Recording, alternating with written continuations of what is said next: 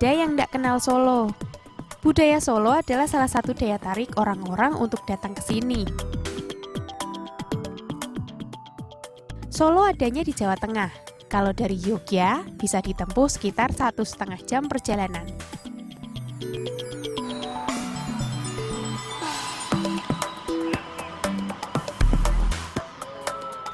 Sebagai salah satu kota wisata, Solo punya sarana transportasi antar kota yang lengkap. Mulai dari bus, kereta api, sampai pesawat udara.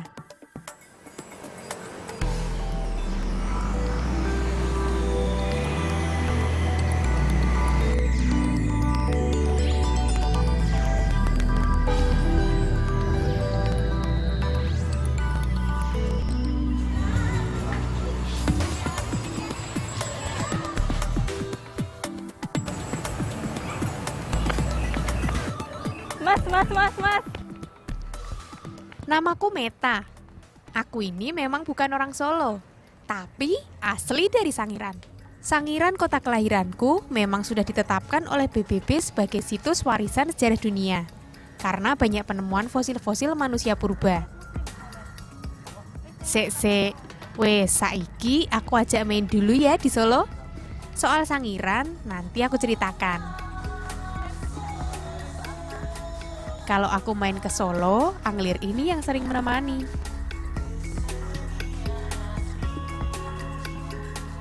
Walau sudah sering ke Solo, tapi baru sekali ini aku naik Werkudara. Kata Anglir, ini bus produksi dalam negeri. Werkudara juga jadi bus tingkat wisata pertama di Indonesia. Wih, kebanggaan wong Solo iki. Harga tiketnya cuma 20.000. Nama Werkudara sendiri diambil dari nama salah satu tokoh pahlawan dalam kisah pewayangan.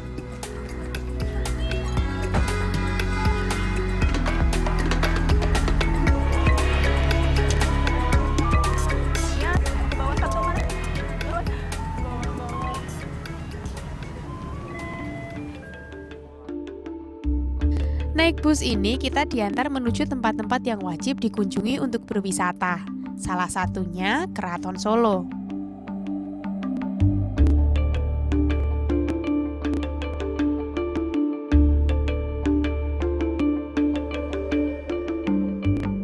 Keraton Solo punya nama asli Keraton Surakarta Hadiningrat.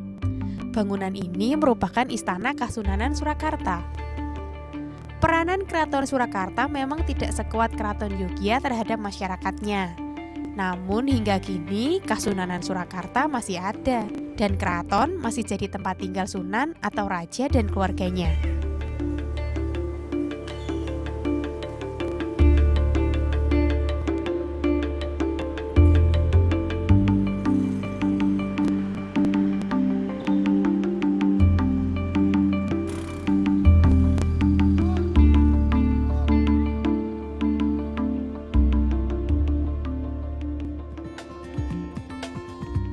Kalau buatku, yang asik itu Keraton Surakarta lokasinya dekat Pasar Klewer.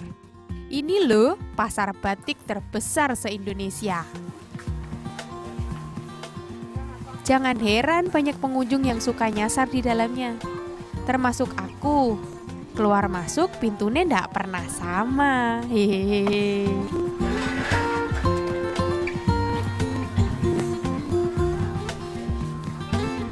Dalam sehari transaksi di Pasar Klewer ini bisa sampai miliaran rupiah loh.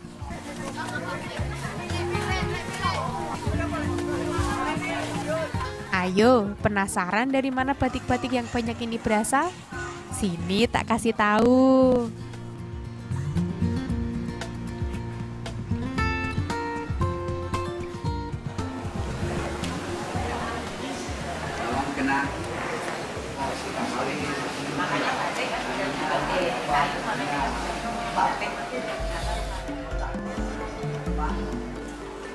Dulu batik identik sama kaum bangsawan. Gak sembarang orang boleh pakai, tapi sekarang semua bisa pakai batik. Karena itu permintaannya tambah banyak, batik pun jadi industri. Ini yang jangan sampai salah kaprah. Yang namanya batik ya pakai malam atau lilin, mau batiknya tulis atau cap. Kalau sudah printing, walau gambarnya batik, tetap nggak bisa disebut batik.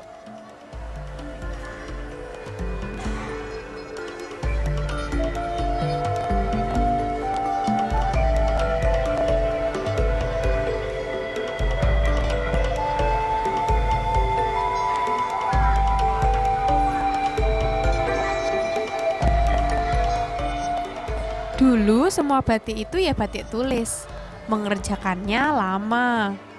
Sehelai kain batik bisa 2 bulan baru selesai. Sampai sekarang batik tulis masih lestari. Tapi ya harganya itu larang teman. Bisa sampai puluhan juta, tergantung jenis kain serta kerumitan desainnya.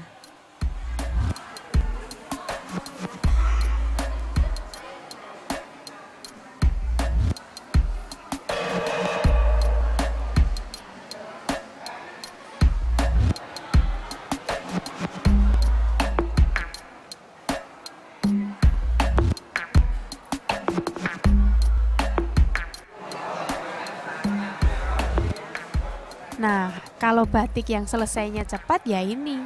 Batik cap namanya, proses bikinnya juga massal. Pabrik besar seperti ini misalnya, bisa menghasilkan sampai 500 helai kain batik per hari. Di pabrik pekerjanya juga ratusan. Kerjaan pun dibagi-bagi supaya target produksi tercapai.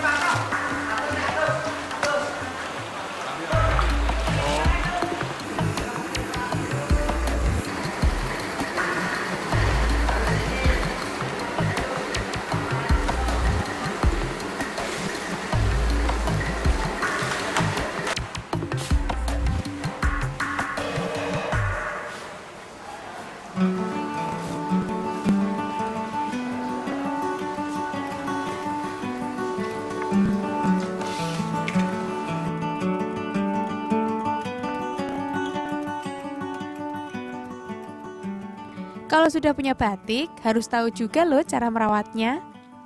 Itu supaya kain tahan lama dan motif tidak mudah luntur.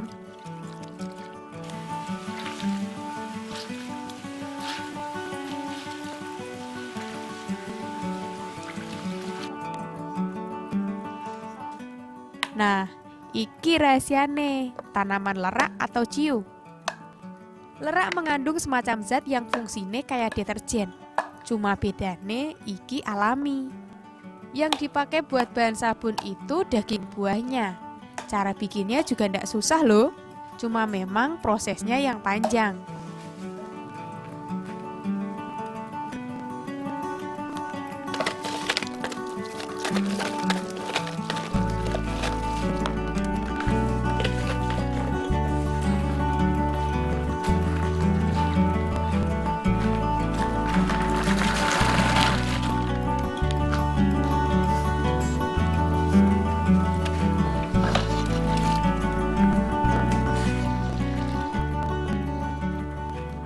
Hasil rebusan yang sudah diendapkan dan disaring bisa langsung dicoba. Nggak hanya buat batik kok, nyuci apa saja juga bisa. Sampai dipakai buat sabun mandi hewan piaraan juga. Karena nggak pakai bahan kimia, sabun lerak iki relatif aman. Permintaan buat sabun lerak sekarang sama banyaknya kayak permintaan kain batik. Peminatnya semakin hari semakin nambah.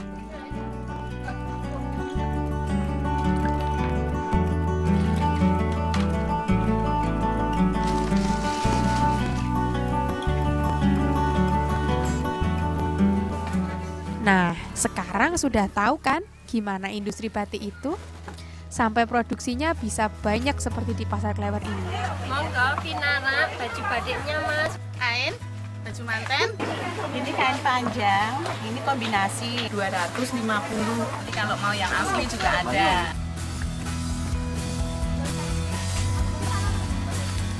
Adanya pabrik batik membuat kita semakin mudah mendapatkan kain tradisi kebanggaan Indonesia ini.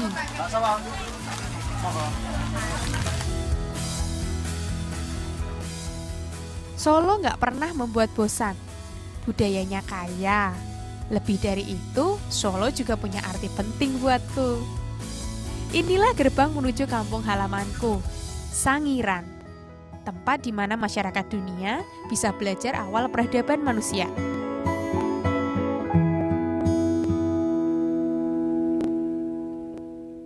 Ya, Dinet.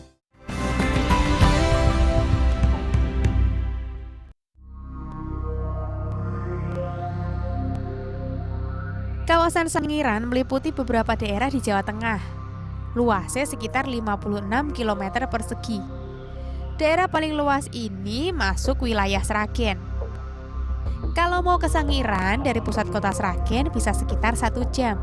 Tapi kalau dari Solo, setengah jam juga wis sampai.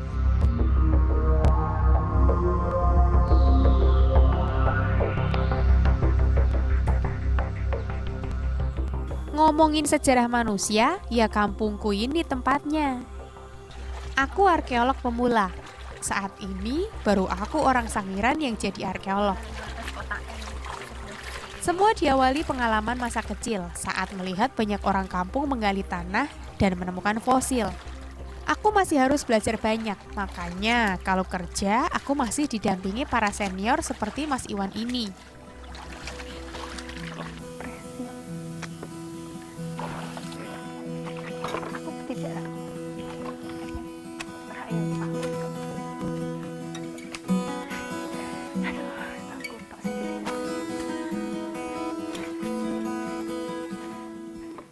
Kalau masuk daerah penggalian, sepatu harus dilepas yo.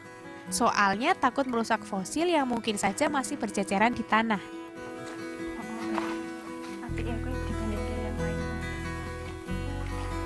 Susunan tanah Sangiran boleh disebut salah satu yang paling unik. Kita bisa mengira-ngira waktu hidup dan makhluk apa saja yang mungkin pernah ada. Dari susunan tanah ini, kita juga bisa tahu kalau Sangiran dulunya adalah laut. Itu menunjukkan bahwa di sini dulu pernah ada aliran airnya. Namanya crossbedding.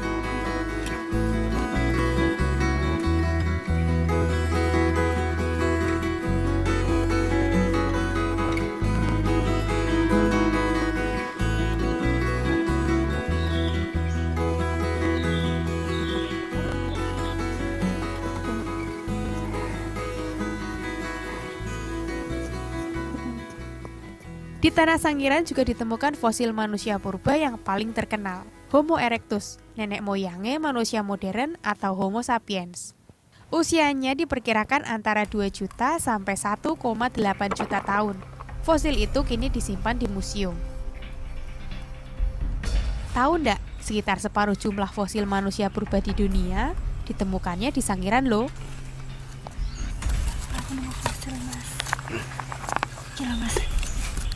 Hati-hati.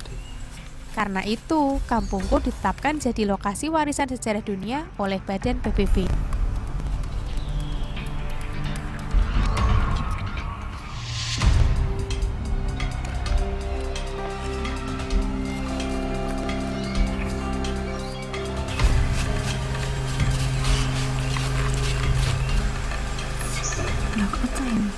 Dari satu titik gali bisa menceritakan kisah berjuta tahun lalu pada dunia. Sangiran jadi bukti penting pengetahuan sejarah manusia. Ini yang nantinya akan jadi pengingat anak cucu di masa depan.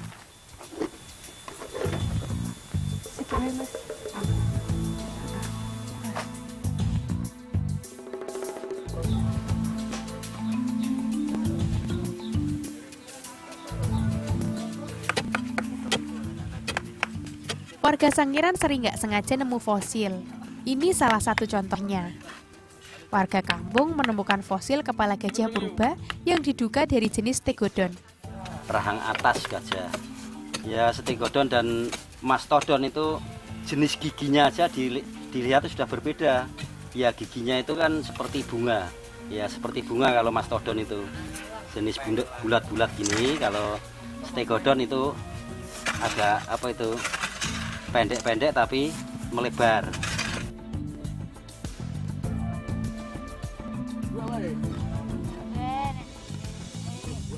Kalau ada kejadian kayak gini, orang-orang dari Balai Pelestarian Manusia Purba Sangiran langsung bergerak. Warga Sangiran memang jeli melihat fosil. Itu karena biasa lihat orang-orang dari balai ngegali juga sih. Wah, sainganku jadi arkeolog iki. Hehehe. Kemarin kan cuma ini aja, apa? Lihat sekilas gitu ya. Cuma ini aja yang lihat. Mungkin dikirain kan batu yang apa itu. Ini dulunya kan rata sama itu Mbak, tanahnya. Ini sudah lapis. Yang kelihatan cuma satu. Buang ke sana, tipis tanahnya. Jadi kan kelihatan apa? Kilat gitu kan. Kirain kan batu. Besok dikir-kir gini, dikit-dikit kok manjang. Terus ditindaklanjutin ini sekali semua ini sama kayak apa? Papur.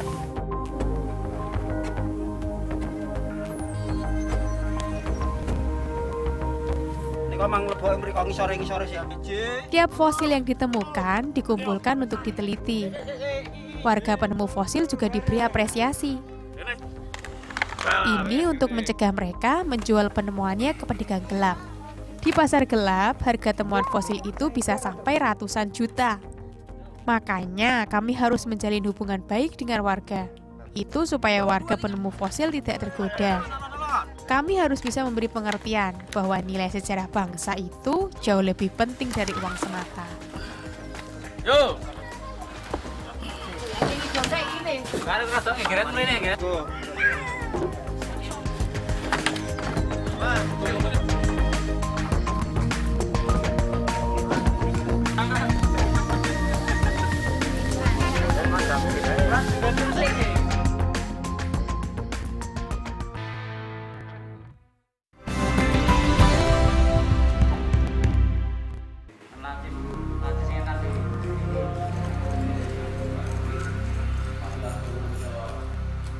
Semua temuan lapangan harus mampir ke bagian konservasi. Fosil yang sudah terkubur lama bisa cepat rusak begitu terkena udara luar. Makanya perawatan itu wajib hukumnya. Fosil yang masih baru dibersihkan pakai alkohol. Kalau ada yang mau disambung, lem khusus yang dicampur pasir pun digunakan.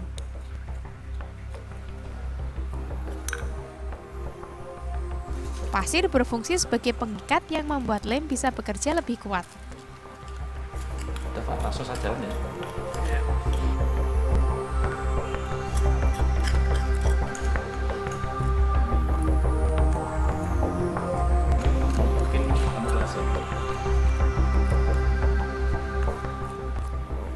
Biar makin awet, terakhir fosil diolesi pakai pelapis khusus. Habis itu baru dimasukkan ke penyimpanan. Nanti tinggal dibikin data dan didaftar.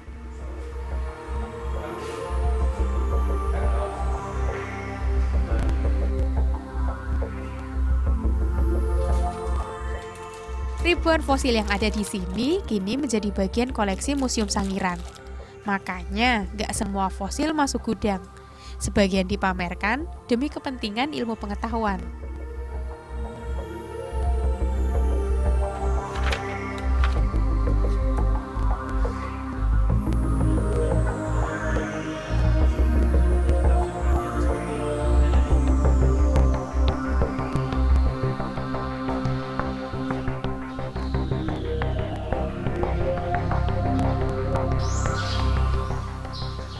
Museum dan Balai Sangiran adalah tempat penelitian terbaik di Asia.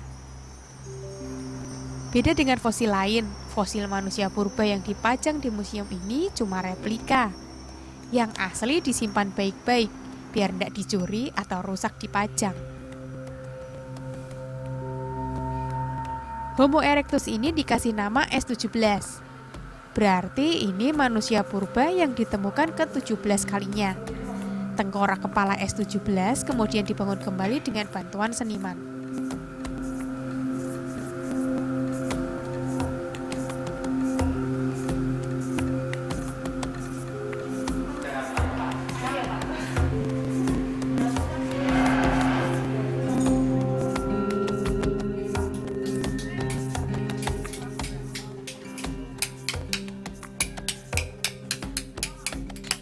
Tanah Sangiran itu memang kaya fosil, tapi sayang kurang cocok dipakai bertani. Makanya warga punya mata pencaharian lain. Mereka memahat batu yang biasa disebut batu batik. Ini karena batu punya corak kayak kain batik setelah dipoles. Katanya sih batu ini cuma ada di Sangiran.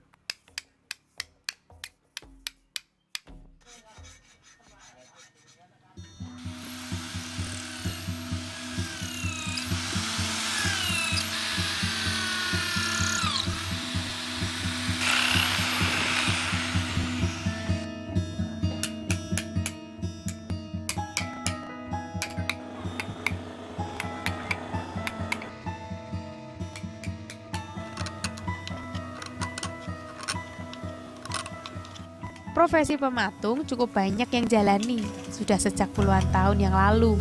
Profesi ini sudah seperti identitas Sangiran. Pemasaran patung sudah sampai Bali, tapi yang paling banyak ya dijual ke pengunjung Museum Sangiran sebagai oleh-oleh.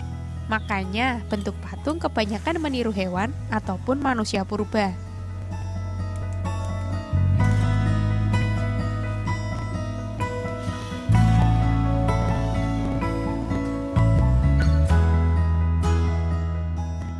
Itu tadi cerita dari tempat kelahiranku, Sangiran, warisan sejarah dunia, tempat lahir manusia Jawa paling tua di Indonesia. Kekayaan sejarah yang harus dijaga dengan ilmu dan pengetahuan yang aku punya. Aku bangga jadi orang Sangiran. Indonesia bagus.